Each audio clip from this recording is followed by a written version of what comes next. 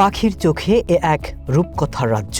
শীত শেষে দিচ্ছে বসন্তের আগমনী বার্তা। আমাদের পরিচিত সূর্যমুখী, স্বর্ণচূড়া কিংবা সরিষা নয়, এগুলো গুয়াকান ফুল। প্রকৃতির চিত্রপটে আঁকা আন্দেস কন্যা ইকুয়েডরের প্রায় 40,000 হেক্টর বনভূমি জুড়ে হলুদ পাপড়িতে ছড়িয়ে রয়েছে অনন্য স্নিগ্ধতা।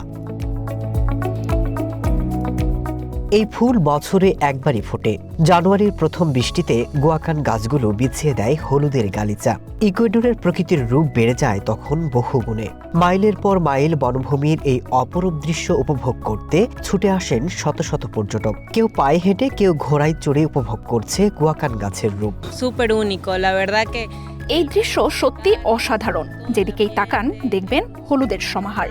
আপনি এটিকে ইকুয়েডরের রূপ বলতে পারেন। un paraíso, por así decirlo, muy hermoso. অনেকের কাছে এই পথ রোমাঞ্চকর, কেউ বলছেন জাদুর এক রাজ্য। Es una experiencia muy mágica, muy এই দৃশ্য প্রথম দেখলাম।